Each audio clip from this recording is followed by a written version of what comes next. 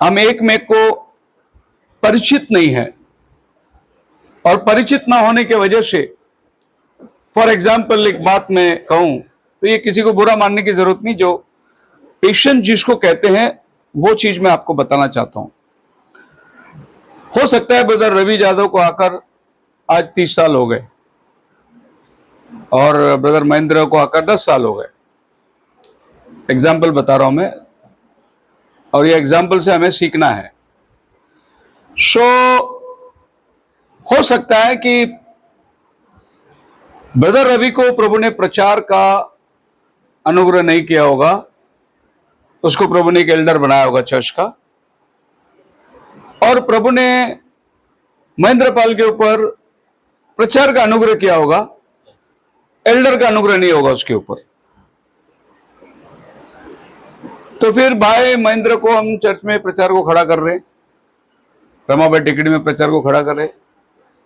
इसका मतलब यह है कि भाई जो लोग 30 साल से है वो लोग ये बात समझना है कि प्रभु किसी को इस्तेमाल कर रहा है, उसको बढ़ावा दे। हम लोग ये कभी ना अपने मन में सोचे कि अरे वो प्रचार कर रहा है, हम 20 साल से बैठे हैं, हम लोग प्रचार नहीं है, ये कभी ना सोचे। इसी को बोलते हैं पेशेंस, धीरज। इसी को बोलते हैं कि कोई अगर आ रहा है, कोई अगर बढ़ रहा है, कोई वचन में जा रहा है, तो हम बोलेंगे प्रेफर आप आगे बढ़िए, प्रभु की महिमा होना चाहिए। कुल मिलाकर हम लोग सब एक देह में काम कर रहे हैं, और उस देह में हम लोग का सबका अलग अलग अंग है। बहुत सी बार पास्टरशिप के लिए बहुत ज्यादा पेशेंस की जरूरत है।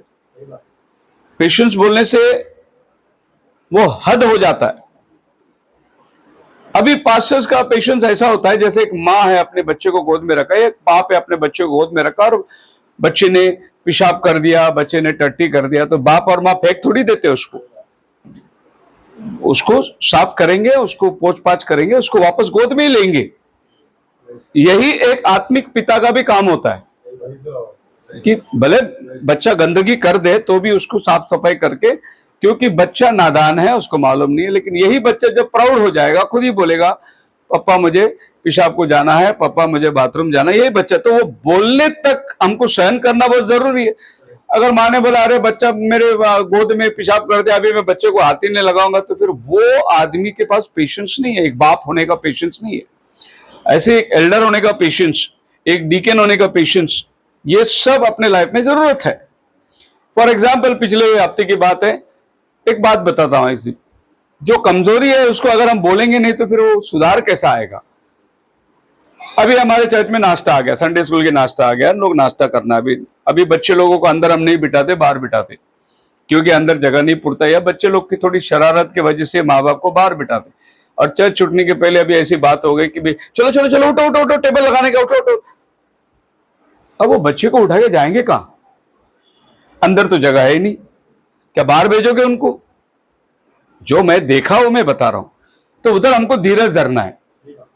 उन बच्चों को लेके उनको, एक तो हम लोग उनको परेशानी से बाहर डाल दिए उठा, अंदर सब एसी में बैठे हैं, वो गर्मी में बैठे बच्चे। मैं तो ये कोशिश कर रहा हूं कि बाहर एक कूलर लगाऊं या बाहर भी एक एसी लगाऊं करके मैं कोशिश कर रहा हूं।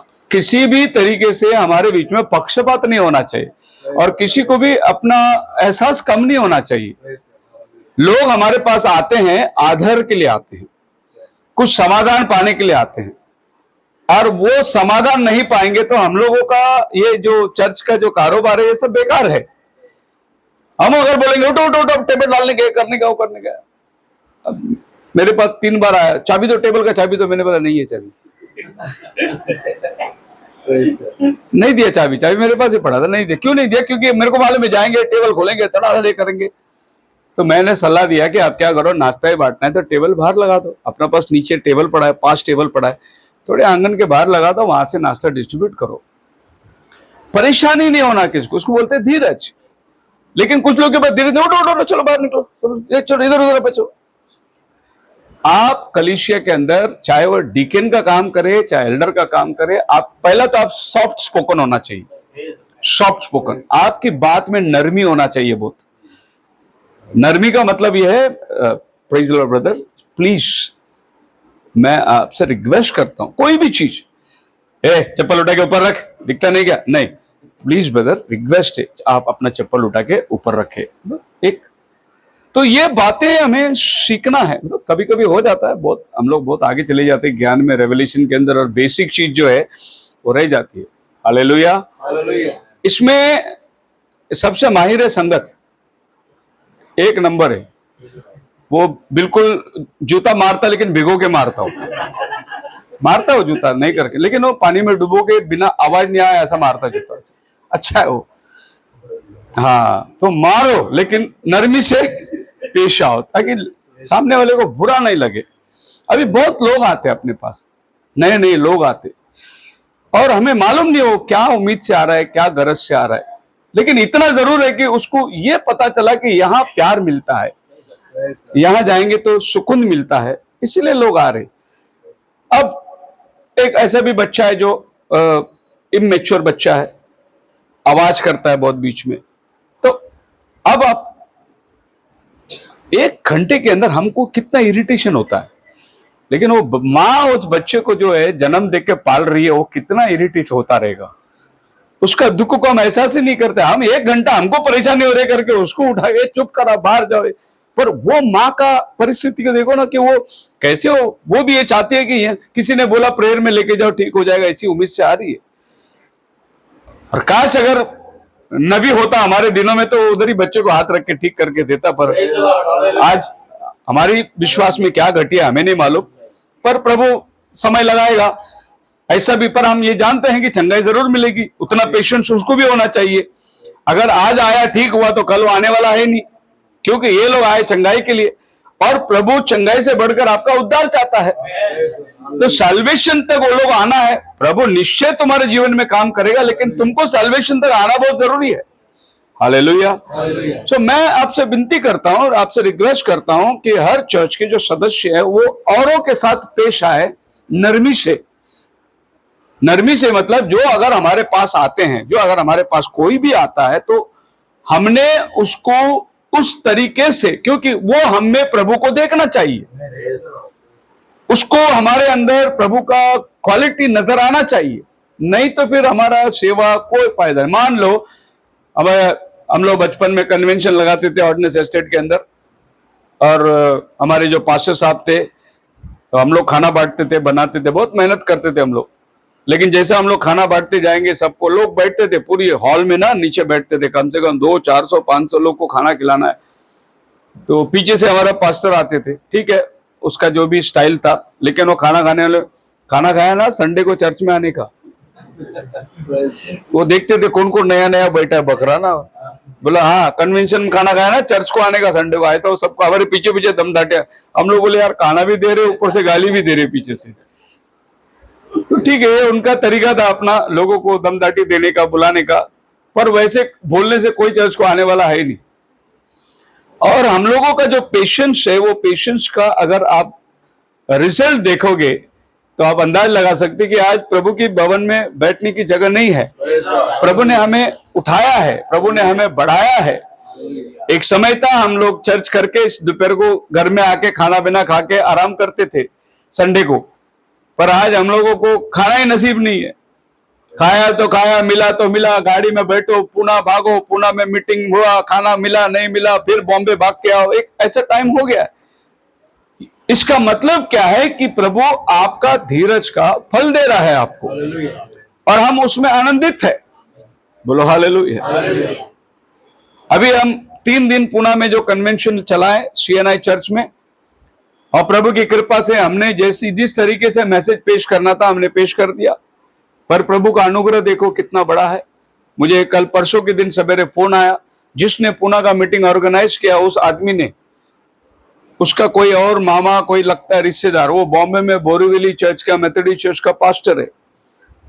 उन्होंने बोला कि अरे तुमको सेमिनार लगाना है, इनका सेमिनार लगाओ। अभी 3 दिन का सेमिनार हम लोगों ने लगाया, जबरदस्त मीटिंग हुआ, रेवलेशन के ऊपर बात करता है। और वो पास्टर ने उनका नंबर लिया, वहां से मुझे फोन आया, 22 सितंबर को बोरीवली चर्च मेथोडिस्ट में 1 दिन का सेमिनार लग गया, 2 सेशन प्रीच करना है मेरे को। Praise the Lord. इसको बोलते हैं रिजल्ट। वहां मीटिंग हुई, लोग बोलेंगे अरे क्या पास्टर शेखर डिनोमिनेशन से कॉम्प्रोमाइज करता है। डिनोमिनेशन, अरे हम डिनोमिनेशन में सच्चाई लेके जाते हैं। तुमको नहीं बुलाते लोग क्योंकि तुम्हारे पास वो धीरज है ही नहीं। तुमको जाते के साथ में ब्रनम का ऊपर फोटो लगा के लगाने का, थप्पा मारने का उधर नहीं। हम वचन देते हैं। वचन कहां से आया? और आप सब जानते हैं ये 3 दिन का मैसेज आप यूट्यूब खोल के देखो, हमने बिल्कुल मैसेज प्रीच किया वहां पर। ऐसा नहीं कोई चीज को छुपाया। हमने नबी का 7 विजन के ऊपर बात किया कि ये दर्शन रैप्चर को लेकर, पर परमेश्वर ने दरवाजा खोल दिया। अब 22 सितंबर को बोरीवली में मेथोडिस्ट चर्च में एक जबरदस्त सवेरे का सेशन है, शाम का सेशन है, 2 सेशन है लगातार। तो आप सोचिए कि ये वो टाइम है जब अनरीच्ड, जहां पर मैसेज नहीं पहुंचा वहां मैसेज लेके जाना, ये हमारा काम है। आज सवेरे मुझे पंजाब से एक फोन आया था, एक भाई मेरे से बात किया, बोला भैया आप इतना जबरदस्त तरीके से मैसेज बाहर पहुंच रहा है, आउटरीच पहुंच रहा है कि हम लोग उसको स्टडी करके हमको बहुत फायदे हो रहे हैं। वैसे मैसेज सुनने वाले, प्रचार करने वाले बहुत लोग हैं, लेकिन ये मैसेज लोगों तक जा रहा है क्योंकि आपको और हमको प्रभु ने एक बहुत बड़ी जिम्मेदारी दी है। साथ ही साथ प्रभु की कृपा है, अहमदनगर में एक मीटिंग हुई थी, प्रभु ने बहुत बड़ा रिजल्ट दिया हमको। उस मीटिंग का माध्यम से प्रभु ने बहुत काम किया। बहुत से लोग अहमदनगर के अंदर इस वक्त में, जो लोग बहुत सालों से मैसेज के अंदर है लेकिन अभी यहां वहां फेलोशिप नहीं है, उनके लिए एक माध्यम प्रभु ने तैयार किया। देखो एक प्रचारक आया हमारे पास और वो प्रचारक जाना चाहता था अहमदनगर। मैंने बोला हमारा चर्च अहमदनगर में है, आप एक मीटिंग ले लो उधर।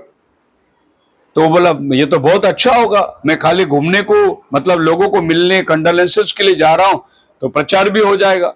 मैंने अपने भाइयों को बोला देखो एक प्रचारक आ रहा है, एक मीटिंग लगाओ। और मीटिंग उन्होंने तुरंत लगा दिया।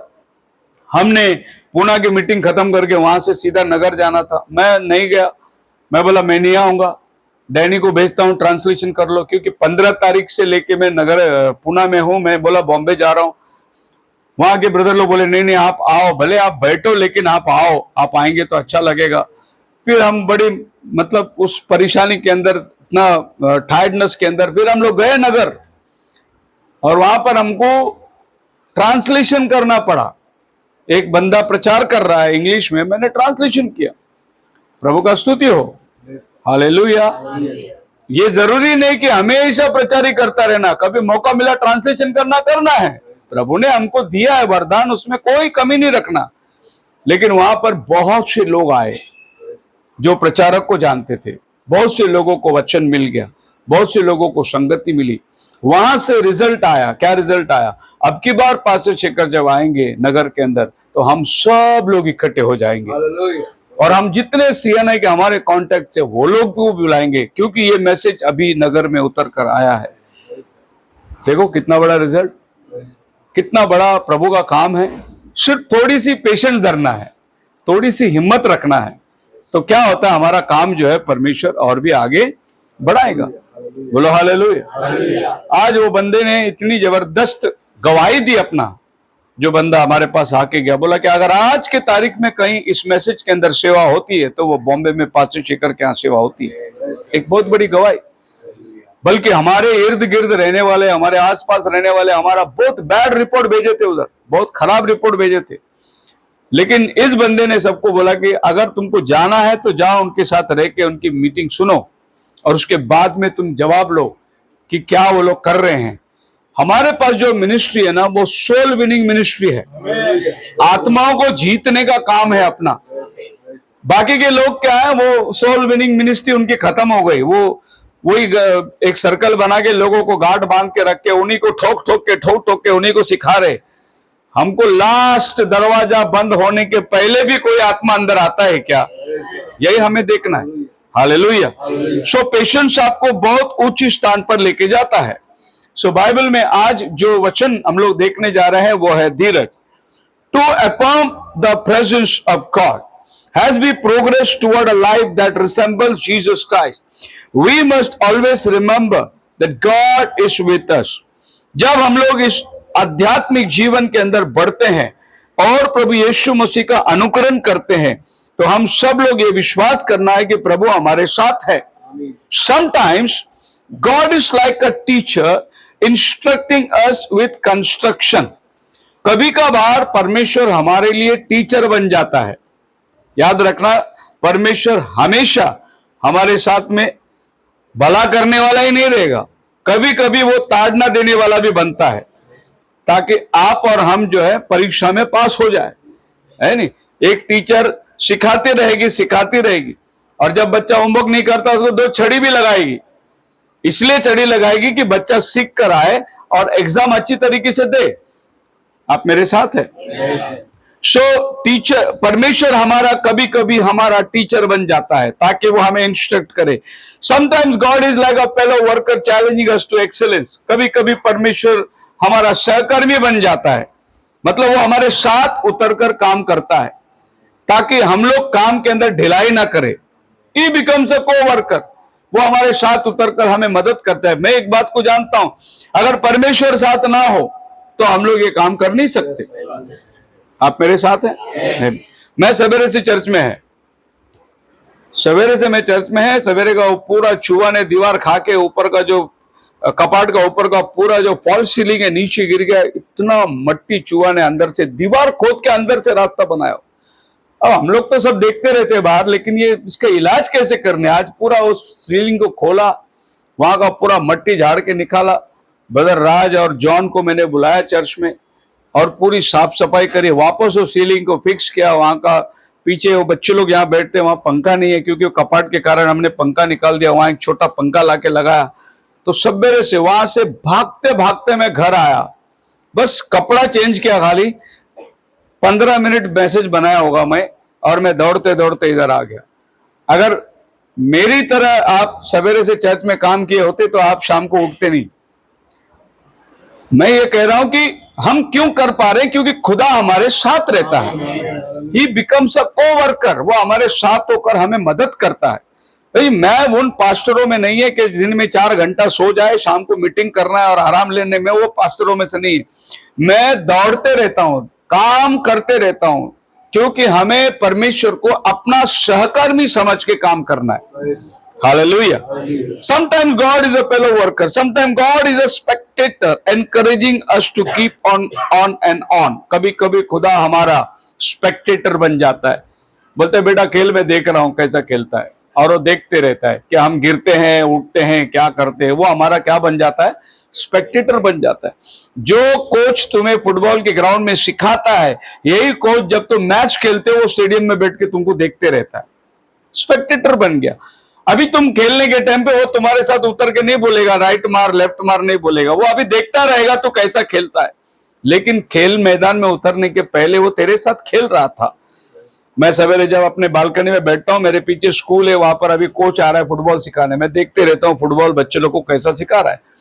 वो देख के मेरे को अपने दिन याद आते कि हम फातिमा ग्राउंड में कैसे फुटबॉल खेलते थे, कैसे कोच हमें ट्रेनिंग देता था।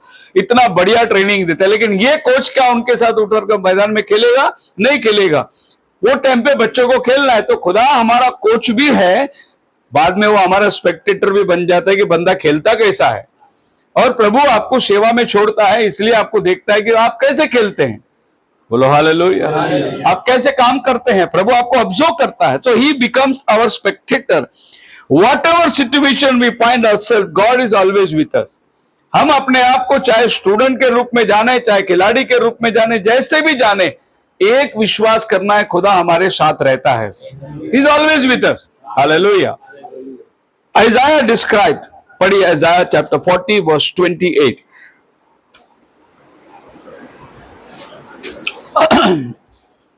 40 अध्याय का 28 वचन से पढ़ी। क्या तुम नहीं जानते? क्या तुम नहीं जानते? क्या तुमने नहीं सुना? हाँ, यहोवा जो सनातन परमेश्वर और पृथ्वी भर का सृजनहार है, वह न थकता न श्रमित होता है, उसकी बुद्धि अगम है। आमीन। क्या तुमने सुना है? मैं जो आपको बोल रहा हूं कि हमारा परमेश्वर हमारा इंस्ट्रक्टर है, वो हमारा साथ रहता है, वो हमें सिखाता है, क्या तुमने ये सुना है? आइज़ाया पूछ रहा है। हमारा परमेश्वर ना थकता है, ना ऊँघता है, ना सोता है। क्या तुमने कभी सुना है हमारे परमेश्वर की प्रतिष्ठा? बोलो hallelujah. Youths may faint and grow weary, and young men stumble and fall, but those who trust in the Lord will never renew. जवान थक जाएंगे, योद्धा हार जाएगा, लेकिन जिसके साथ खुदा है वो कभी थकेगा नहीं, वो कभी भी श्रमित नहीं होगा। आगे, वह थके हुए को बल देता है, हाँ। और शक्तिहीन को बहुत सामर्थ देता है। Praise the lord, because he is our instructor, he is our provider. वो थके हुओं को बल देता है, आपको इंस्ट्रक्ट करता है, आपको सामर्थ्य देता है, आपको बढ़ावा देता है, क्योंकि अल्टीमेटली उसने हमें मैदान में रखा है कि हम उसके लिए काम करें। So the secret is affirming God's presence. इसमें गुप्त चीज क्या है? परमेश्वर की उपस्थिति को एहसास करना, यही इसका मकसद है। वो हमारा इंस्ट्रक्टर है, वो हमारा मार्गदर्शक है, वो हमें अगुवाई करने वाला है। इन सारी बातों में एक चीज हमें एहसास करना है कि खुदावन हमारे, उसकी प्रेजेंस को महसूस करना है। तभी हमारा धीरज जो है वो बढ़ सकता है, या हमारा धीरज आ सकता है। हम लोग धीरज के अंदर अगर अपनी बढ़ोतरी करना चाहे तो हमको परमेश्वर की प्रेजेंस को महसूस करना है। एक्सोडस चैप्टर 33 वर्स 14, निर्गमन 33 अध्याय उसका 14 वचन।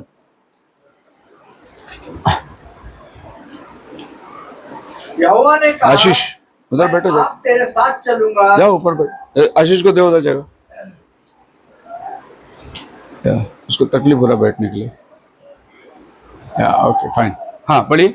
यहोवा ने कहा, मैं आप तेरे साथ चलूंगा, मैं आप तेरे साथ चलूंगा और तुझे विश्राम दूंगा। तुझे विश्राम दूंगा। My presence will go with you. हर समय के अंदर प्रभु का ये आसरा हमारे साथ है कि मैं तेरे साथ चलूंगा, I will be with you. यही हमें परमेश्वर का धीरज या परमेश्वर के बारे में जानना। कभी कभार परमेश्वर हमारी प्रार्थना नहीं सुन रहा है, ऐसा एहसास होता है, लेकिन क्या परमेश्वर हमारी प्रार्थना नहीं सुनता? फिर हम लोग कैसे बोल सकते हैं कि वो हमारे साथ रहता है? उसकी प्रेजेंस को हम कैसे महसूस कर सकते हैं? वचन हमें आश्वासन देता है कि वो हमारे साथ रहता है, वो हमें मार्गदर्शन करता है, वो हमें अगुवाई करता है। बोलो हालेलुया। आप पैर नीचे डाल के बैठो। आगे आओ सिस्टर, नीचे आपको मांडी नहीं डाल सकते, इसके लिए मैंने ऊपर भेजा। ऊपर मांडी डाल के बैठे तो ऐसा हो गया, बैलगाड़ी में बोझा लेके बैठा सर पे। So are you close to quitting? आपके जीवन में कभी ऐसा क्षण आता है, बस अभी मैं छोड़ दूंगा, अभी मैं नहीं करूंगा, अब मैं थक गया, अब मेरी बस की बात नहीं। अगर ऐसा कभी आता है आपके लाइफ में, बहुत सी बार ऐसे लोग हो जाते हैं, अभी मैं नहीं जाऊंगा, अभी खत्म हो गया सब। अगर आपके साथ में कुछ ऐसी धक्कादायक बात होती है तो अरे मेरे को पास्टर ने बुलाया नहीं, अभी मैं नहीं आऊंगा, मेरे से पास्टर ने उल्टा बात किया, इसके लिए अभी मैं नहीं करूंगा। कभी आपके लाइफ में आता है to be quitting? Don't do it. वहां तुम हार रहे हो। जहां तुम्हें लड़ाई लड़ना चाहिए वहां तुम क्या कर रहे हो? हार रहे हो। होता है कभी कभी, लेकिन हम लोग ना अभी मैंने बस, अभी हो गया, अभी ये हो गया, ऐसा हो गया, अभी मैं नहीं गाऊंगा, अभी मैं नहीं करूंगा, अभी मैं नहीं बजाऊंगा। ऐसा समस्या तुम्हारे जीवन में अगर आया, you are losing your patience. आप अपने धीरज को खो रहे हो। और बाइबल हमें आश्वासन देता है कि अपने धीरज को मत खोना। Don't quit, anything happen. Hallelujah. अगर आप मेरे जूता पहन के होते ना 30 साल में, आपको 30 पास्टर बदलना होता। अगर आप मेरा जूता पहनते 30 साल में, साल में आपको पास्टर बदली करना पड़ता था। इसके लिए डिनोमिनेशन वाले के पास पेशेंस है ही नहीं, वो लोग 5-5 साल में बदली करते रहते पास्टर को, नया पास्टर को मंगाते रहते। पर एक ही पास्टर के साथ में 30 साल बैठना बोला तो उसको भी धीरज चाहिए। इसके लिए मैं अपने लोगों का प्रशंसा करता हूं कि आप लोगों को बहुत धीरज है कि मेरे साथ में आप लोग 30 साल चल रहे हैं। बहुत से लोगों को धीरज नहीं, आधे रास्ते में गाड़ी से उतर के चले गए।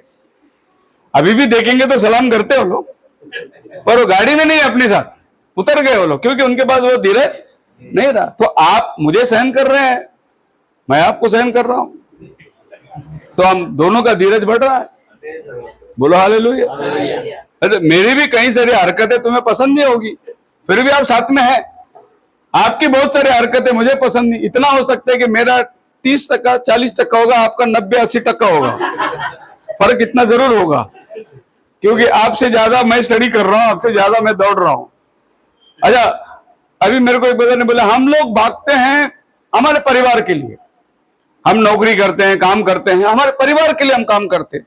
और आप तो प्रभु के लिए करते, आप प्रभु के लिए भागते। हम अपने परिवार के लिए भागते वक्त भी थक जाते कभी कभी, और ऐसा लगता है कि अभी ये नहीं करेंगे अभी, लेकिन आप फिर भी भागते रहते हैं। तो आपका अंदर मेरे अंदर में एक अंतर यह है कि मैं प्रभु के लिए भाग रहा हूं, मेरे पास भी परिवार है, आपके पास भी परिवार है। आपका दौड़ से ज्यादा दौड़ मैं दौड़ रहा हूं, मेरा परिवार होते हुए भी मैं प्रभु के लिए ज्यादा दौड़ रहा हूं, समय ज्यादा दे रहा हूं। धीरज मुझे आपसे ज्यादा प्रभु अनुग्रह करता है कि मैं आपसे ज्यादा। बहुत सारे समस्या, अब आप उसको समझ नहीं सकते, आप उसको हल नहीं कर सकते, और आप उसको सहन नहीं कर सकते, और प्रभु आपको उतना जिम्मेदारी देता भी नहीं है जितना आप संभल नहीं सकते। और जिसके पास संभलने की ताकत रहता है, प्रभु उसके कंधे पे और बोझ रखता है। अगर आपको प्रभु ने ज्यादा परेशानी में डाल दिया तो एक सोचना कि प्रभु को मालूम है आपके अंदर ताकत बहुत है, इसके लिए प्रभु आप में डाला है। आप बोलेंगे मेरे को कोई संकट नहीं, मेरा लाइफ एकदम इजी चल रहा है, मतलब तो एक नंबर का सुस्त आदमी, और प्रभु को मालूम है इसके ऊपर बोझा डाले तो ये टिकेगा ही नहीं आदमी, इसके लिए तेरे को कुछ प्रभु देता भी नहीं है। लेकिन जिसको प्रभु देता है उसको प्रभु ये जानता है कि जैसे अब अय्यूब की किताब खोलिए, पहला अध्याय के अंदर जब शैतान घूमते फिरते स्वर्ग में चला गया तो प्रभु ने पूछा कहां से आ रहा है, वो कहता है पृथ्वी में यहां वहां घूमते फिरते आ रहा हूं। अच्छा, अभी प्रभु उसको क्या पूछ रहा है, मेरा दास अय्यूब को देखा? क्या मतलब है इसका? मिला आपको? हाँ, क्या तूने मेरे दास अय्यूब पर ध्यान दिया है? हाँ, क्योंकि उसके तुल्य खरा और सीधा और मेरा भय मानने वाला। प्रभु को इतना भरोसा था अय्यूब के ऊपर, उसने शैतान को ही बोला मेरा दास अय्यूब को देखा तूने? वो कितना उसके अंदर खराई है, सच्चाई है, मेरा दास अय्यूब को देखा। देखो, भरोसा ऐसा होना चाहिए कि अगर आपके पास कोई आदमी आकर अगर बोलता है कि भाई संजय बलित ने ऐसा ऐसा किया, ऐसा ऐसा ऐसा किया, एक बात बोलता हूं, आपको संजय बलित के ऊपर इतना भरोसा होना चाहिए कि आप बोलना चाहिए ऐसा नहीं हो सकता। यही खुदा शैतान को पूछ रहा है, तू मेरा दास अय्यूब को देखा? अय्यूब ने, शैतान ने क्या, तूने तो उसको सब कुछ दे रखा है, कोई तकलीफ है नहीं उसको, कोई परेशानी है नहीं उसको, तो फिर वो तेरा गुण तो गाएगा ही ना। प्रभु ने बोला नहीं, तू गलत सोच लिया, अय्यूब ऐसा नहीं है। अय्यूब को अगर तू तकलीफ देगा तो भी वो मुझसे प्रेम करता है। इतना भरोसा खुदा के ऊपर होना चाहिए कि अगर हमने कितना भी पीछे हट गए, गिर गए, मुसीबत में, संकट में आए, तो भी खुदावन को हमारे ऊपर एक भरोसा होना चाहिए कि मेरा दास कभी भी मुझसे दूर नहीं जाएगा। बात ही बात चीज होते रहती है जिनमें बहुत से लोगों का जीवन के अंदर पेशेंस बहुत ही कम है, ना के बराबर। मतलब तुमने इतना दिन का विश्वास में और सीखा क्या? एक ऐसी परिस्थिति में आप आएंगे जहां 0 पॉइंट आपका सेंटर 0 होगा, लेकिन वहां पर भी आपको एक यकीन है कि खुदावन मेरे साथ है, कोई प्रॉब्लम नहीं। कल की चिंता कल आप ही कर लेगा, आज की चिंता हमारे लिए बहुत है। कल किसने देखा? बाइबल ये कहता है, नीति वचन 27 अध्याय 1 वचन में,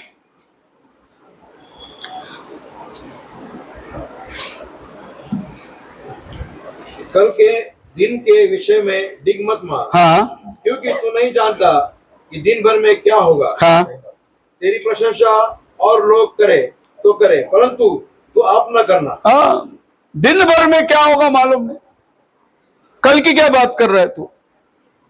और अगर तेरी प्रशंसा और करे तो करे, तो खुद मत कर अपनी प्रशंसा, पता नहीं तो कब गिरेगा।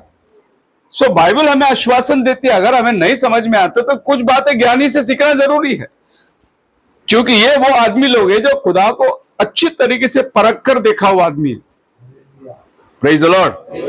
सो मसीह में मेरे प्रिय लोगों, अय्यूब को प्रभु ने कहा, बस एक बात मैं अपना सोच आपके सामने रखना चाहता हूं। अय्यूब को अगर यह मालूम होता कि लड़ाई ऊपर हो रही है, भुगत रहा मैं, तो अय्यूब भी फिसल जाता। मतलब वो खुदा को ये जरूर पूछता, प्रभु तेरे लिए मैं दुख तो कितना भी उठाऊंगा, लेकिन मैं मिला क्या तेरे को, ये तो जरूर पूछता हूं। और कोई नहीं मिला क्या? कभी कभी ऐसा होता है हमारे साथ, मैं ही मिला क्या? लेकिन आपको मालूम है अय्यूब को ये बात मालूम ही नहीं है उसके साथ ये क्यों हो रहा है। पर अय्यूब का विश्वास खुदावन के ऊपर इतना मजबूत है कि कितनी भी आफत आए अय्यूब सारा महिमा खुदा को देगा, ये पक्का है आश्वासन। उसकी पत्नी ने बोला छोड़ अपने खुदा को, बोला अरे तू स्त्री मूर्ख है। कभी कभी मूर्खता होती है अपने साथ। जब अय्यूब की पत्नी मूर्ख थी तो अपनी पत्नी भी मूर्ख होगी, तो कभी कभी मूर्खता अपने घर में आएगी। लेकिन अय्यूब का विश्वास खुदा के ऊपर जो है वो कम नहीं हुआ। अय्यूब अपने पत्नी से कह रहा है कि खुदा से सुख ही लेना है, दुख नहीं लेना। हालेलुया। कभी कभी जब हम पीछे मुड़ के देखते हैं तो ऐसा लगता है हमें, अरे हम इतना साल चल के आए और हमारे बीच बीच में आए अजीब सा बात है। लोग 10 साल नहीं हुआ पास्टर बंगला बना दिए, जमीन ले लिया, ऑर्फनेज चालू कर दिए, इतना बड़ा बड़ा कारोबार, इंग्लैंड इटाली आना जाना चालू है, और हम लोग इधर ही अंबरनाथ में बैठे हुए अभी तक। कभी कभी लगता है ऐसा। लेकिन अगर आप उस जीवन को थोड़ा सा झांक के देखेंगे तो आपको मालूम पड़ेगा कि मैनिपुलेशन क्या हुआ है। वो कोई शॉर्टकट से तो ऊपर नहीं आ रहा ना, चालबाजी जरूर किया होगा और बहुत सारे परेशानियां। मैं एक आदमी को जानता हूं, जब भी मैं, उस समय में तो लैपटॉप नहीं था, घर में इंटरनेट थी नहीं थी, तो साइबर कैफे में जाके सब कुछ करना पड़ता था। मेल डालना हो या मेल लेना हो, सब साइबर कैफे में होती थी। वहां पर मैं एक बंदे को देखता था, जब भी मैं जाता था प्रेज द लॉर्ड, आना जाना प्रेज द लॉर्ड। मैं जाता था अपना जिसको डालना है मेल डाल के निकल जाता था, वो उधर ही बैठा रहता था। फिर ऐसे कभी मौका आए कि भी शाम को जाना है इंटरनेट में, फिर जाता था, फिर वो बंदा उधर ही बैठा है। क्या यार, सवेरे से बंदा काम कर रहा है, रात देर तक साइबर कैफे में बैठा है। परेशान मैं, क्या काम करता होगा साइबर कैफे, क्या काम करता होगा। फिर थोड़े दिन में पता चला अमेरिका चला गया बंदा। अबे अमेरिका से वापस आया तो इधर बड़ा जमीन ले लिया उसने, बड़ा बंगला बांध दिया और बड़ा ऑर्फनेज चालू किया, अनाथ आश्रम चालू किया। और वो खुद जो है वो कन्वर्ट हो गया है, दूसरे धर्म से मसीहत में आया है। उसके साथ मेरी डिबेट भी हो गई है। पर आपको मालूम है, मैं आपको ये सलाह देता हूं कि आश्रम वही खोलेगा जिसके पास खाने को औलाद नहीं। जो खुद ही भजी पाव के वांदे हैं वो क्यों आश्रम खोलेगा। तो ये मैनिपुलेशन बोलती है इसको। यहां फोटो निकालो, वहां फोटो निकालो, यहां फोटो निकालो, उधर भेज दो, मैं इतना आश्रम चलाता हूं, इतना बच्चों को पालता हूं, ऐसा करके वहां से पैसे मंगाओ, ऑर्गेनाइज कर दो, उनके साथ रिश्ते जुड़ जाओ, फिर फॉरनर आएगा एक बार देखेगा। और अभी बहुत बड़ा, अभी वो पूरा बारगांव और उसका, अभी हमारे जैसे जो 35-40 साल रगड़ रहे, हम लोग सोच रहे कि यार हमारे पास कोई फॉरनर आता ही नहीं, क्योंकि हमको मैनिपुलेशन करना नहीं आता।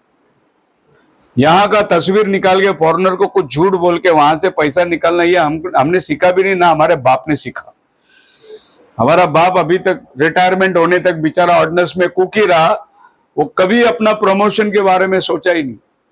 लेकिन प्रमोशन लेने वाले झूठा सर्टिफिकेट लगा के प्रमोशन लेके रिटायरमेंट के टाइम पे बड़ा आदमी बन के सब कुछ। लेकिन हमारा बाप ने कभी ऐसा, क्या बोलते नहीं, मैनिपुलेशन, चालबाजी कभी सोचा ही नहीं। वो ईमानदारी से रिटायर हुआ, ईमानदारी से अपना जिंदगी, ईमानदारी के साथ में रहकर उसने ये भी हम लोग को बोला, देखो भाई मैं जितना कमाया यहां तक तुम आ गए, अभी इसके आगे तुम जानो, मेरा जिंदगी यहां तक है, जो मैंने जो कुछ किया है। और हम लोग बोल भी सकते ना, क्या बाप तुम भी 40 साल ऑर्डिनेंस में काम किए, घर भी नहीं लिया तुमने।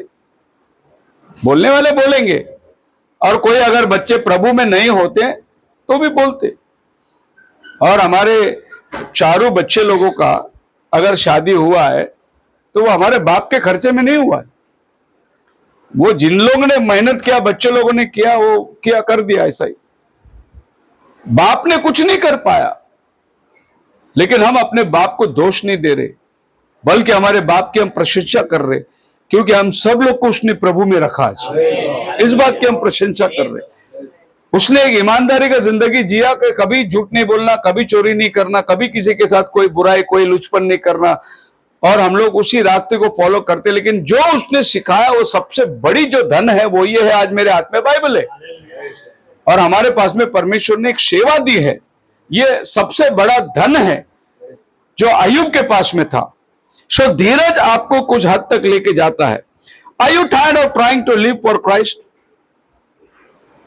मैं मसीह के लिए जीऊंगा ऐसा आपकी इच्छा है, हैंग ऑन, बने रहो। Praise the Lord. कुछ भी हो जाए लटके रहो। ऐसा सुना था मैंने कि बहुत बड़ा सर्कस, एक भूकंप हुई, चला गया सर्कस, एक हाथी बच निकला और वो हाथी बच निकला तो उसका हाथी का धूम पकड़ा एक जोकर ने और वो हाथी जोकर को भी लेके बाहर आ गया।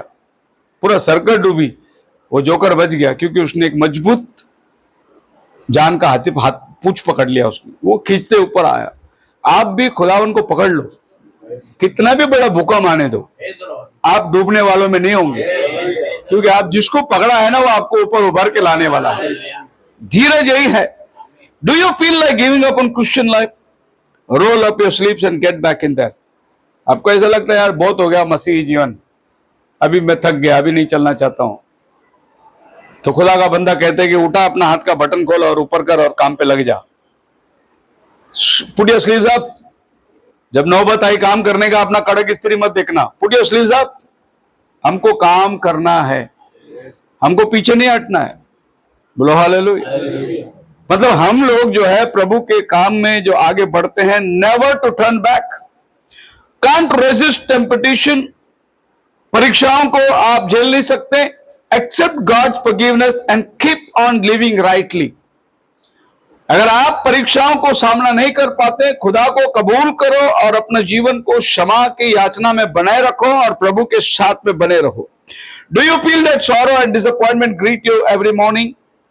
हर सुबह आपको लगता है कि उठे के साथ परेशानी, उठे के साथ परेशानी, अरे आज का जो दिन है कैसा जाएगा, कैसा गुजरेगा, ये आपको प्रतिदिन लगता है? Blessed is the man who endures trials because when he passes the test, पढ़िए याकूब का पहला अध्याय 12 वचन। धन्य है वो मनुष्य, धन्य है वो मनुष्य जो परीक्षा में स्थिर रहता है। Praise the Lord. Don't quit. अब बच्चा बोलेगा पापा एग्जाम है, मैं नहीं पढ़ा, मैं नहीं जाऊंगा, तो क्या करेगा बच्चा? निश्चय फेल होगा। जा, तेरे को जो मालूम है लिख। परीक्षा से डर के हम घर में नहीं बैठ सकते, हमको जाना है, परीक्षा देना है। जितना भी हमने पढ़ा वो हमको जाके लिखना है। ये बोल सकते क्या परीक्षा बहुत हार्ड रहेगा इसके लिए मैं नहीं जा सकता? नहीं, खुदावन के पास से भी जब भी परीक्षा आता है तो आपका धीरज इतना होना है कि हम परीक्षा को पास करेंगे, कुछ भी हो जाए। हो सकता है फर्स्ट क्लास से नहीं पास होंगे, लेकिन हमको लिखना जरूरी है, हमको आगे जाना ही जाना है।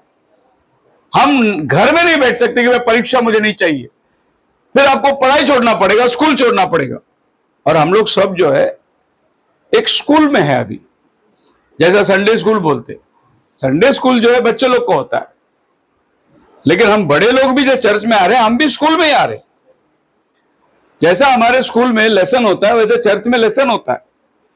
जैसा हमारे स्कूल में टेक्स्ट बुक है वैसा हमारे पास में बाइबल है।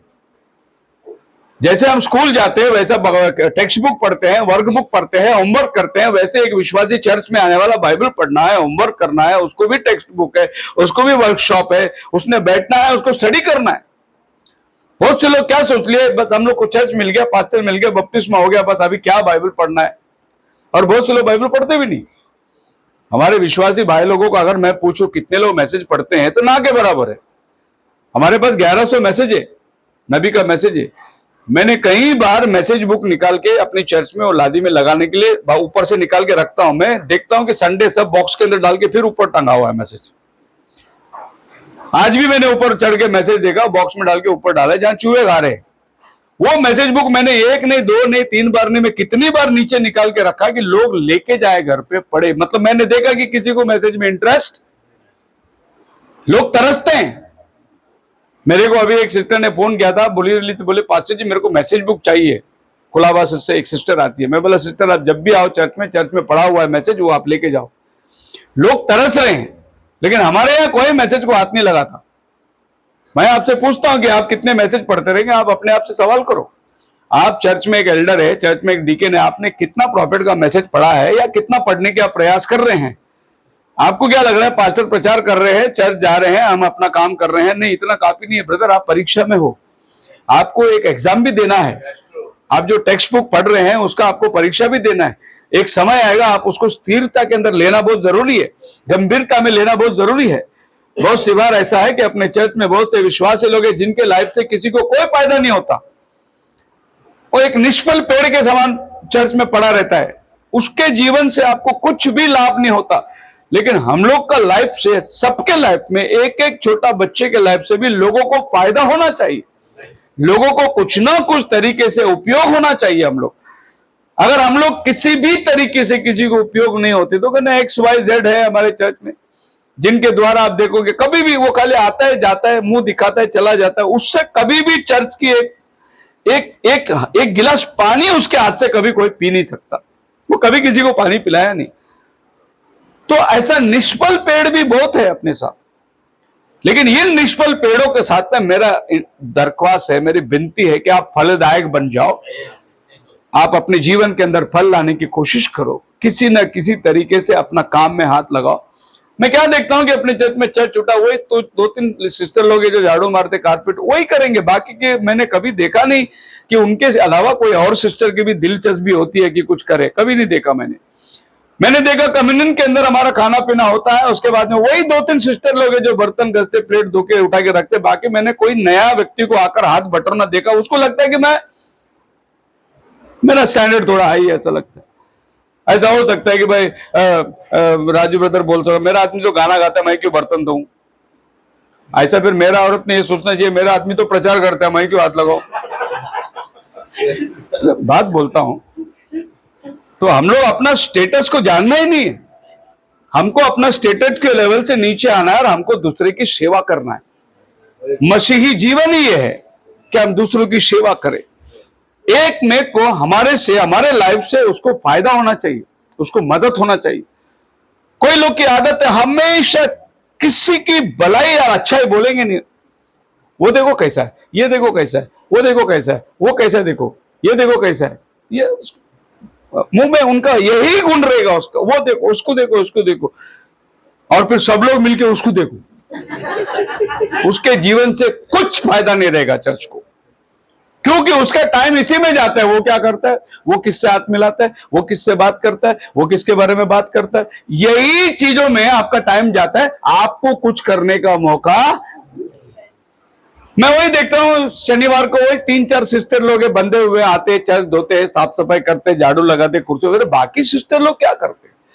मेरा कहना यह है कि सिस्टर जी, आप लोग शनिवार को आ रहे, मैं भी ये संडे आना चाहता हूं, मैं भी हफ्ते में आना चाहता हूं करके, क्यों आपका मन में होता क्यों नहीं है? ये होना जरूरी है, क्योंकि हम लोग एक परिवार है। और अगर हम लोग ये परिवार के अंदर आपस में अपना कामकाज को बांटेंगे नहीं तो फिर हमारा क्या फायदा है? और फिर जो काम करने वाले वो भी यही सोचते रहेंगे। आप मेरे साथ हैं? बोलो हालेलुया। और हमें हमेशा दूसरों की उन्नति चाहिए, दूसरों की बढ़ोतरी चाहिए, दूसरों को ऊपर उठाना चाहिए। अभी हमारे सिस्टर लोग हैं, अभी इनको सिस्टर नहीं बोलेंगे, आंटी बोलना पड़ेगा। ज्योति है, मंगला है ना? हमारे लिए आंटी नहीं, जो बच्चे लोग हैं उनके लिए तो आंटी है ना।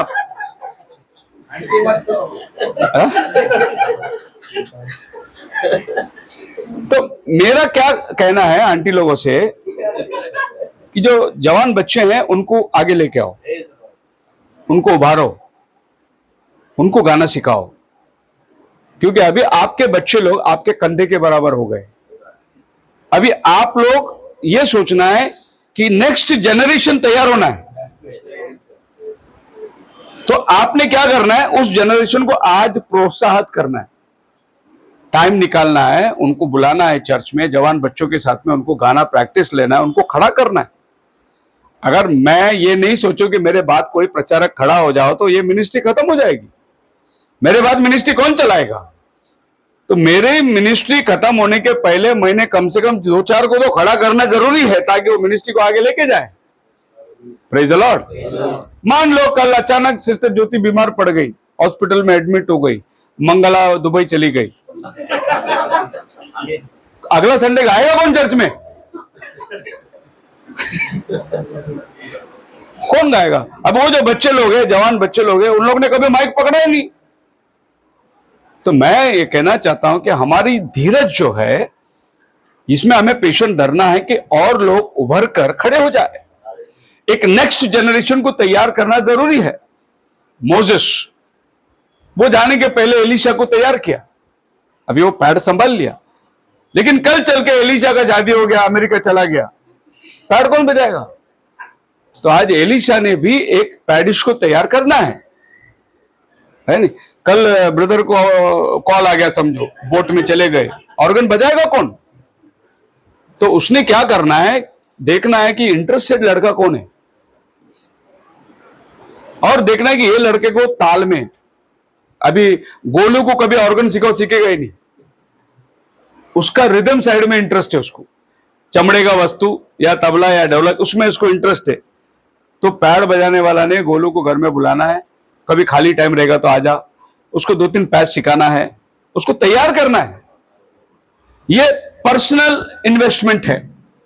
जैसे बैंक में पैसा रखते हो ना, कभी बुरे दिन में काम आएगा, ऐसा ही तुम्हारे बगैर वो आदमी काम आएगा, उसको एक इन्वेस्टमेंट करके रखना जरूरी है।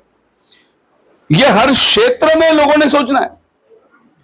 अभी प्रमोद जो ये संभाल रहा है, साउंड सिस्टम संभाल रहा है, तो उसने देखना है कि कौन सा बच्चा साउंड सिस्टम में इंटरेस्टेड है। अब देखो चर्च छूटने के बाद 2-3 बच्चे हैं जो लोग माइक लपेटते रहते हैं, वायर लपेटते हैं, माइक लपेटते हैं, वो जाके साउंड सिस्टम के पास खड़े रहते हैं। आप नजर रखो, इसका मतलब ये सोचो कि इस बच्चे को इसमें इंटरेस्ट है। फिर ऐसा भी बच्चा मिलेगा जिस तरह को घुसे मारते रहेगा, वो भी मिलेगा बच्चा, उसको उसमें इंटरेस्ट है, वो छोड़ दो उसको। लेकिन जिसको इसमें इंटरेस्ट है उसको पकड़ो। इसको ढोलक में इंटरेस्ट है, इसको बुलाओ घर पे, जिसको ढोलकी आता है उसको बोलो ये बजा रहे गाना, उसको ट्रेनिंग दो। उसको ट्रेनिंग देने की जरूरत नहीं, उसका बाप उसको ट्रेनिंग देता है, और ये ऐसा उस्ताद है दोनों साइड से ढोलक बजाता है, ये अपने से भी एक एडवांस आगे चला गया हो। तो ये लोगों को उभारना, ये हमारा काम है, और इसके लिए बहुत पेशेंस की जरूरत है। मतलब भाई आप प्रचार करो, मैं बैठ के सुनता हूं, मेरी भी इच्छा है कि प्रचार करे, मैं भी बैठ के सुनता हूं, लेकिन ऐसे लोग ऐसे सोचते पास्टर है तो काय को तू प्रचार कर रहा है? जब पास्टर है तो पास्टर को करने देना, ऐसा लोग सोचते हैं। खैर कोई बात नहीं, कभी कभार पास्टर बाहर चला गया तो क्या होता है, कॉटेज प्रेयर बंद रहता है, बंद नहीं होना चाहिए। कभी कभार पास्टर बाहर गया तो कम्युनियन नहीं होता है, कम्युनियन बंद नहीं होना चाहिए, होना ही चाहिए। पर कौन जिम्मेदारी लेगा, कौन उस बात को झेलेगा, कौन उस सब चीज को करेगा? आप मेरे साथ है? Can't resist competition. तो हर एक क्षेत्र के अंदर हम लोगों ने, हमारे द्वारा फायदा होना चाहिए, फायदा होना चाहिए, हमारे द्वारा किसी ना किसी को लाभ होना चाहिए। और हमेशा उसको, मतलब ये मजाक के तौर पे नहीं बोल रहा हूं मैं, पर ये रियलिटी ऐसा होना चाहिए, क्योंकि जनरेशन क्रॉस हो रहा है, एक जनरेशन जो है वो निकल रहा है। अब मुझे 35 साल प्रभु की सेवा में हो गए, 40 साल की एक जनरेशन होती है, तो मेरा जो जनरेशन है ना वो खत्म हो रहा है। अभी मैं 55 का हो गया हूं, और 4-5 साल में 60 का हो जाऊंगा। गवर्नमेंट के हिसाब से मैं रिटायर हो गया, 58 में गवर्नमेंट बोलेंगे रिटायर कर। खैर प्रभु के राज्य में रिटायरमेंट नहीं है, लेकिन मैंने दूसरा एक प्लेसमेंट करना बहुत जरूरी है कि ये मिनिस्ट्री को आगे लेके जाने के लिए, इस मिनिस्ट्री को बनाए रखने के लिए ये काम जरूरी है। सो मैंने इस कोशिश में लगना है कि हर आदमी अपने अपने क्षेत्र में काम करे, और मैंने बाहर के जगहों में बहुत अच्छा रिजल्ट पाया, बहुत अच्छा रिजल्ट पाया। जैसे अहमदनगर बहुत अच्छा रिजल्ट मिला, वहां के ब्रदर लोग इतनी स्टेबल हो गए कि खाली फोन जाएगा तो कन्वेंशन लगाने के काबिल है। नासिक के ब्रदर लोग को मैंने प्रशंसा करी, खाली फोन जाएगा कन्वेंशन लगाने के काबिल है वो लोग। मैं समझता हूं कि वो काबिलियत इधर भी होना चाहिए। भाई लोग ये मीटिंग है, आप तैयारी करो, बस बात खत्म। इतना बोला तो हर आदमी अपने काम में लगना चाहिए कि इस मीटिंग, अभी इधर क्या हो रहा है, पास्टर है ना, यही सोच रहे सब लोग, पास्टर है पास्टर करेगा, यही सोच रहे सब लोग। पर नहीं, हमारा काम है उसमें, हमारा फर्ज है उसमें, हम प्रत्येक आदमी जो है उसमें खेल में दिखाई देना चाहिए। क्योंकि एक क्रिकेट का टीम होती है तो 11 प्लेयर लोग उसमें होना है, और 2-3 एक्स्ट्रा में भी होना है। अगर एक इंजर हो गया तो दूसरे को अंदर भेजना है। एक फुटबॉल टीम है तो उसमें 11 प्लेयर होना है और 2-3 एक्स्ट्रा भी रहते। वो मैच नहीं खेलेंगे तो भी जो मेडल मिलता है ना उसमें वो भी एंजॉय करता है, क्योंकि अपना टीम को मेडल मिला है, पर उसको मैच खेलने का अनुग्रह हुआ नहीं। लेकिन अगर कोई प्लेयर इंजर होता तो वो जाके खेलता, उसमें उसको रिप्लेस करते। तो एक्स्ट्राज में भी बैठना है हमको, खाली हमको मैदान में लड़ने वाला नहीं बल्कि बाहर बैठने वाला भी चाहिए कि अगर ये उतरा तो मैं काम करने को तैयार है। हालेलुया। सो ये चीज आपको बढ़ावा देगा।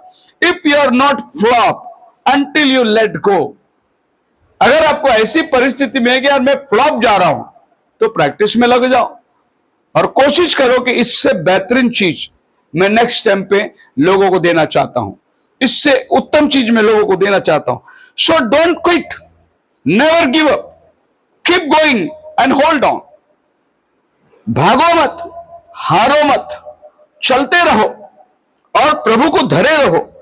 God's reward await us in the distant future, not near beginning.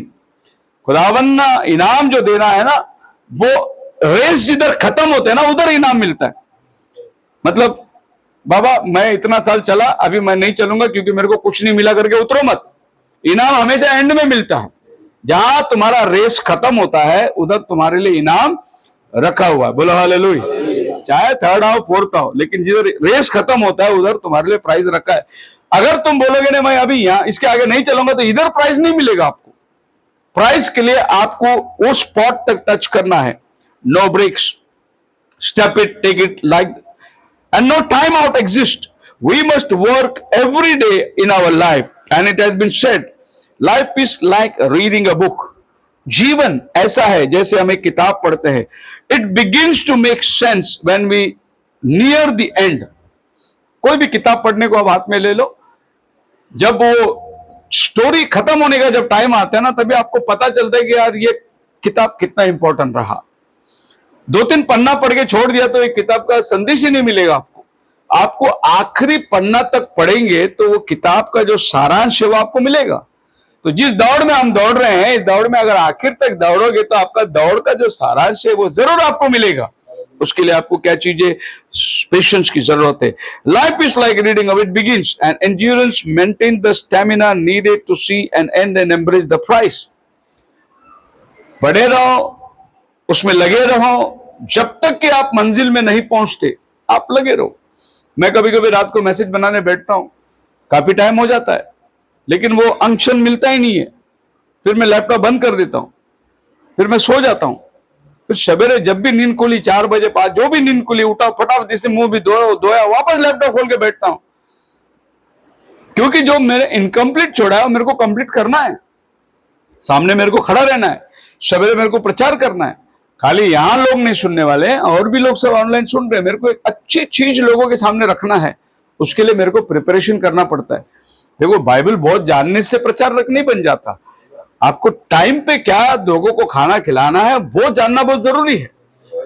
नहीं तो अभी क्या, इसीलिए तो हमारे संताएं आगे बढ़ नहीं पाए, क्योंकि उन्होंने जितना सीखा उसी पे रट लगा के बैठे। प्लस उनके प्रिंटिंग प्रेस में किताब छपता है डेली ब्रेड करके, वो किताब सब पास्टर को दिया जाता है और वो किताब से हर संडे खोल के उनको प्रचार करना है। उसी किताब से उनको प्रचार करना है और पूरी दुनिया में वो संडे एक ही प्रचार होगा। वो किताब में जो टाइटल होगा ना वही प्रचार होगा। अभी तो बहुत सारे बात बाकी है। मुझे लोगों ने बोला कि पास्टर एक बायोग्राफी बनाओ। अभी पुणे के अंदर ब्रदर लोग तैयारी कर रहे हैं बायोग्राफी बनाने का। अभी पिछले 15 अगस्त के दिन कई डायरेक्टर लोग आके मेरे से मुलाकात करे। उन्होंने कई बताया कि इस तरीके से बायोग्राफी बनाना है, कहाँ शूटिंग करना है, कहाँ आपका प्लेसमेंट करना है। तो वो लोग जगह ढूंढ रहे हैं, वो लोग आने वाले बैठ के एक बायोग्राफी बनाना है अपना लाइफ के बारे में, कि भाई मिनिस्ट्री कहाँ शुरू हुई थी, कैसे मिनिस्ट्री चली और आज मिनिस्ट्री किस स्तर पर है, ये जरूरी बनाना है। हर एक आदमी जो है, जो भी आदमी नोबल लॉरेट जिसको बोलते हैं, जिसको नोबल प्राइज मिलता है, वो अपने लाइफ में एक किताब बनाता है कि मैंने ये स्टडी किया, मैंने स्टडी करने के बाद ये नतीजा निकला, अगर इस नतीजे के अनुसार चलेंगे तो इसका ये फायदा होगा देश को। फिर गवर्नमेंट उसको नोबल प्राइज देती है कि भाई बहुत अच्छा सलाहकार, बहुत अच्छा मार्गदर्शन किया, सुनने लायक है, पढ़ने लायक है। Praise the Lord. हमारे अब्दुल कलाम साहब ने बहुत जबरदस्त किताब बनाया, फायर, क्योंकि उसने अग्नि मिसाइल बनाया। उस किताब का नाम ही पा रहे हो। अब लोग वो किताब को लेकर पढ़ें कि उसका लाइफ क्या था, वो कितना गरीब परिवार से निकल कर आया और आज उसकी मतलब इंडिया का प्रेसिडेंट, माना जाना प्रेसिडेंट, बल्कि पूरी संसद उसके सामने झुकती थी, क्योंकि वो प्रेसिडेंट ही नहीं था, वो एक साइंटिस्ट भी था, वो देश की तरक्की को जानता था। उसने अपना एक बायोग्राफी बनाया। हर आदमी जो है अपना काम करने के बाद एक बायोग्राफी बनाता है कि मैंने मेरे लाइफ में ये चीज को हासिल किया है। वैसे हम हर एक के जीवन में एक बायोग्राफी बनना चाहिए कि ये आदमी ने अपने दौड़ को यहां तक दौड़ा, इस आदमी के अंदर ये परिश्रम थी, इस आदमी ने ऐसे ऐसे काम किया। इस गवाही के लिए हमारा जीवन को पेशेंस धरना बहुत जरूरी है। Endurance maintain the stamina needed to see end embrace the prize. Patience जो है, धीरज जो है, वो आपको वहां तक लेके जाती है जहां आपकी दौड़ भी पूरी होती है और आपको एक प्राइज भी मिलता है, आपको एक इनाम भी मिलता है। So fight another round, rise another time. मतलब है कि एक आदमी कुश्ती के अखाड़े में खेलता है तो उसमें पॉइंट रहती है, भाई 7 पॉइंट मारना है, तो 1 पॉइंट में गिर गया, वो उठ के वापस लड़ना है, 1 पॉइंट में बाहर नहीं जाना है और भी लड़ना है, क्योंकि सामने वाले के पास पॉइंट है। एक गोलकीपर जब मारता है पेनल्टी, 3 शॉट है पेनल्टी का, अगर 3 शॉट है तो पहला शॉट में गोल हो गया तो ये मत सोचो कि दूसरा शॉट नहीं देना है, दूसरा 2 बॉल को हराए तो भी आपके लिए काम है। इसका मतलब यह है कि आप जिस लड़ाई में लड़ रहे हैं, round 1, round 2, and above all don't let go. इससे कितनी भी परेशानी हो जाओ, रेस को छोड़ना नहीं, दौड़ते रहो। इसी को बोलते हैं धीरज। अपने स्थान पर बने रहो। अपने स्थान पर जो जिम्मेदारी प्रभु ने दिया, आपको जरूर प्रतिफल देने वाला हमारा महान परमेश्वर है। वो हम सबका परिश्रम को जानता है, हम सबकी मेहनत को जानता है, और हमारा प्रतिष्ठा खुदा के सामने होना बहुत जरूरी है, इंसान के सामने हो ना हो। बहुत सारे लोग अनसंग हीरो होते हैं, अनसंग हीरो, जिनके बारे में मालूम ही नहीं काम किया किसने, लेकिन वो काम करके चुपचाप बैठ जाता है। अनसंग हीरोज, उनका नाम आता ही नहीं है, लेकिन काम उनका बहुत बड़ा हो चुका है। ऐसे बहुत से बार में हम लोग को मालूम नहीं पड़ता कि हमारा काम कहां तक है, लेकिन काम हो जाता है। बोलो हालेलुया। आप विश्वास नहीं कर पाएंगे कि अरे ये आदमी ने किसी को वचन सुनाया और वो आदमी आके बपतिस्मा ले लिया, लेकिन हमको लगेगा कि ये आदमी वचन सुनाने के काबिल भी है क्या, लेकिन उसने एक के पीछे लगा और एक को सुनाते रहा, अल्टीमेटली वो आकर विश्वास में बपतिस्मा लेकर गया हो, हमारी जीत हो गई। अगर हमने एक भी आत्मा प्रभु के लिए जीता तो बाइबल नबी कहता है कि 10,000 दुनिया से कीमती है। तो हमारे लाइफ में हम लोग ने क्या करना है? आत्माओं को प्रभु के राज्य में लाना है। हर क्षेत्र के अंदर जो जिम्मेदारी प्रभु ने हमें दिया, उसी जिम्मेदारी के अंदर हम लोग को बना रहना है, जिससे हमारा धीरज बढ़े रहेगा। फिर धीरज का अगला जो पायरी है वो अगले कॉटेज प्रेयर में हम लोग लेंगे। खुदावन आपको आशीष दे। प्रार्थना के अंदर जाएंगे।